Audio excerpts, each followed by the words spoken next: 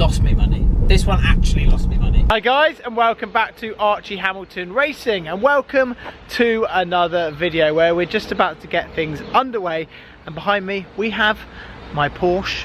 It is here, and this is all going to make sense of what is going to go on. I'm going to be joined by a certain guest, Mr. Paul Wallace. I'm going to bring him in just a second, and we're going to talk all things costs, etc., about our supercars, you name it. It's all going to happen in this video. We went to the Formula 1. We kindly were invited down to the Formula 1, and there are some amazing cars which were down there. We were just there watching them. We couldn't film the racing basically for those days because you're not allowed to, but we filmed what was in the car park. So first of all, let's skip to there, and then we'll skip back to where we are here in Battersea Park. Hello mate, we're here with the lads. We're in the car park. We've just been watching the F1, and now we're going to go show what we've got in the car park, mate. Right, so here we go. Here is a pista here in the car park here at the F1, which is very cool spec, isn't it? Look at that, that is very cool. We do like that, lots of carbon, as they all do, but I do like the red with also the black, which is the stripe which is going through the middle of it. So this looks absolutely epic, and there are some nice cars in here, as you can expect. There's a Lusso just here, as you can see just there. I love a good old Lusso, but the pista, look at that sat there. Isn't that just absolutely awesome? Look what we have just come across. We have come across this insanely spec'd Aventador SV, which looks extremely cool. Look at this. How cool does this look? With the wheels. Well, they've been painted, haven't they, Paul? They have. They've been painted gold. They are gold, actually. That is the first time I've seen one with a spec like that, to be honest with you. That is a Miami type blue, that is. I don't actually know what the colour is. But it's very, very, very cool. Look at it from here so you guys can see. But yeah, oh my.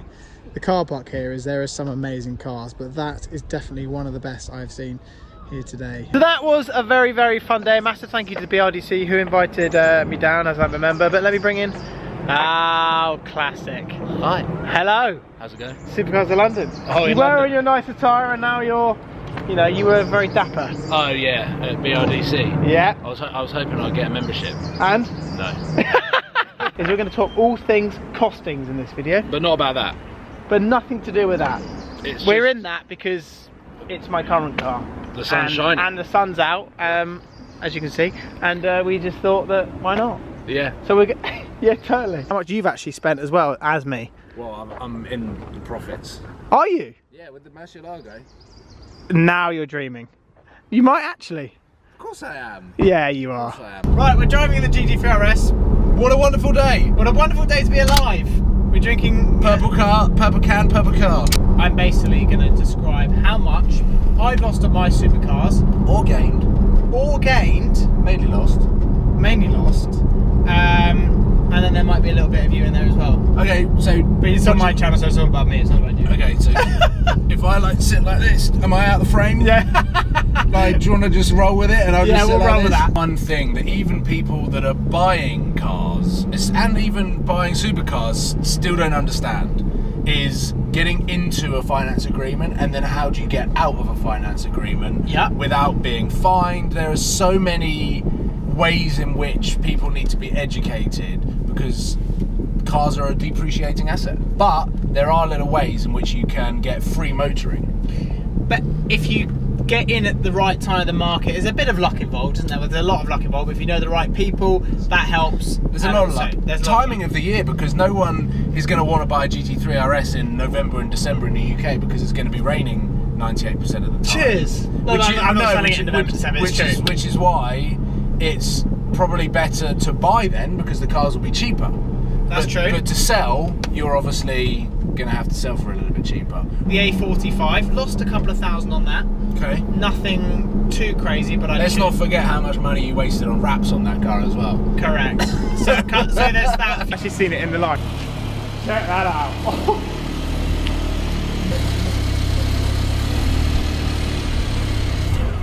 That is just incredible. £2,000 in wraps, that's for sure. But one of the main cars which kind of got me going, and one that you were a fan of, was the Corvette. Oh yes.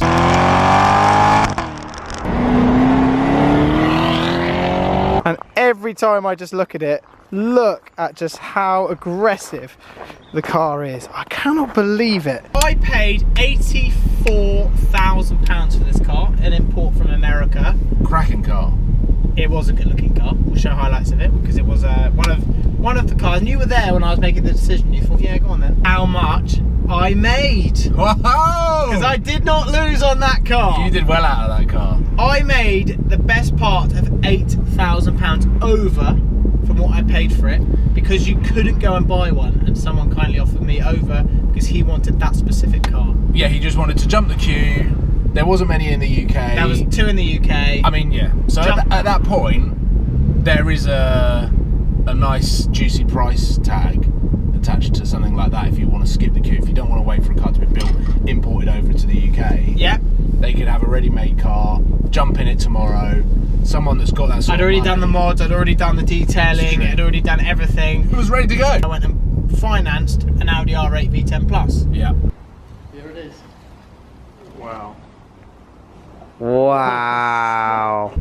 Which I paid $111 for that car, which is scary considering today's market. Well, you can buy one now for like 75k. Yeah. And I sold it, I think back to me, I got roughly 103 back. Okay, so that car, the Corvette and the R8 kind of leveled out. Yeah, the Corvette and the R8 leveled out, so basically it leveled out. But you earned £8 off the Corvette and then you lost £8 on the R8. Yes, but I was still paying monthly payments of £1,000 a month for an Audi R8. Yeah. Mate, imagine with the crack. system. Oh, it'll be mad.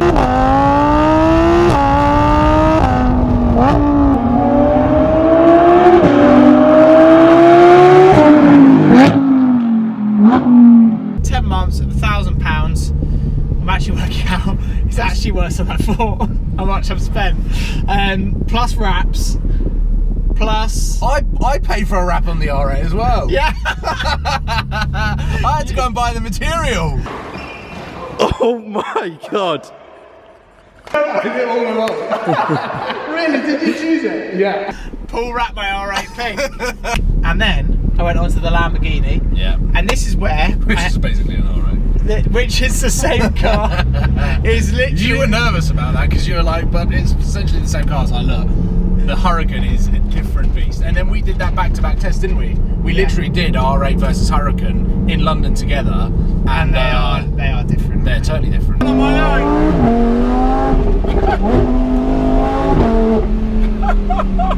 Lost me money. This one actually lost me money.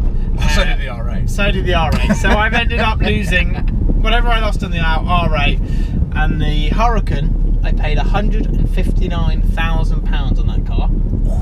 Because if you look at that market today, the thing with the Hurricane market is they are slowly, because they came out in 2014. Yeah. A lot of them came with a 4-year warranty. So they're all starting to come out of warranty now. I know. The end of 2018 and the beginning of 2019 meant that the market got flooded with the Hurricanes because everyone wanted to get rid of them. They were like, oh, I don't know what's going to happen. A lot of people were enjoying the comfort blanket of having a manufacturer's warranty. Yeah. As soon as that comes out, you're by yourself. To an extent, you're by yourself. If the gearbox decides to fall out the back of the car on like an acceleration, You're gone. You're the one that's going to have to sort that out. So people were putting them on the market, in front of the market, and I mean, I sold my Hurricane at I paid 173, I think, for my car, right? And I sold it for 175. So you made money 6 months later. Well, you didn't. You lost your monthlies, but you got all your deposit back. Yeah, but that's mental. Rear-wheel drive Hurricanes, you can pick them up for like 139. I know. And 610s are as cheap as 129, I think. 129. There's some on the market. High mileage ones are 129, yeah. And I paid 159 for that car. Yeah. So in the end, I ended up paying for a body kit. Yeah. So I had to fit the body kit. I had to import it. A nice discount and you wrapped it. Did you wrap it? I wrapped it black chrome. I wrapped it purple. Yeah, you wrapped it twice. And twice. That was it. Yeah. So the body kit was expensive. And you're not adding 10 grand. You're not adding £10,000 worth to the car. No. I mean, yeah. You're literally not. So that was that, and the body kit cost more, but again, if you got a discount on the body kit, doesn't mean you're also going to sell it for that, because you're not.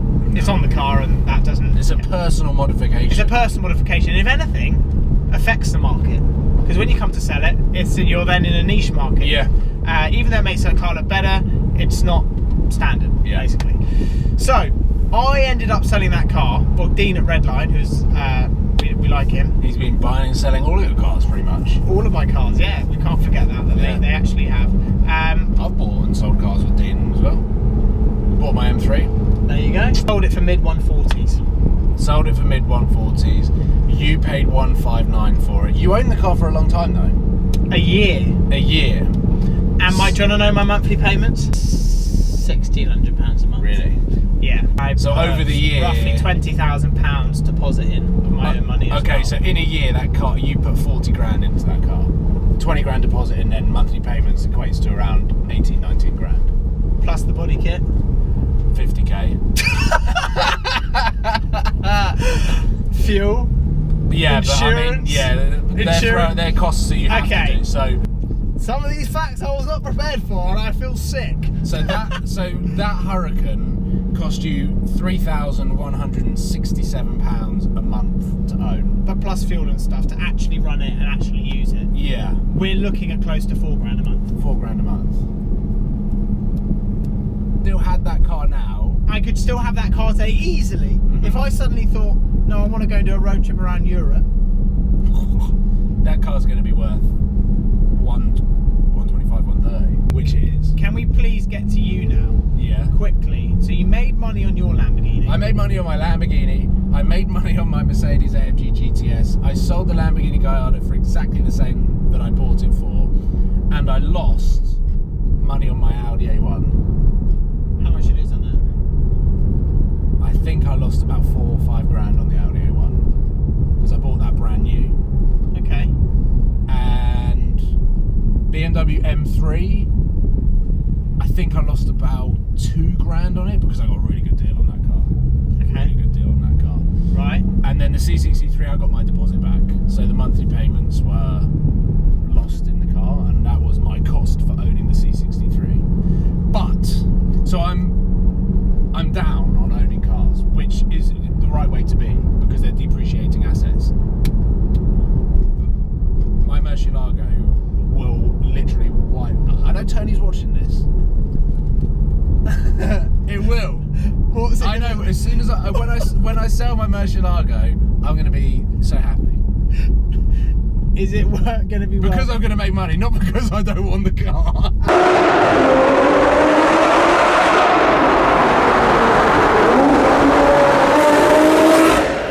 When I sell my Murcielago, we're going to be so happy.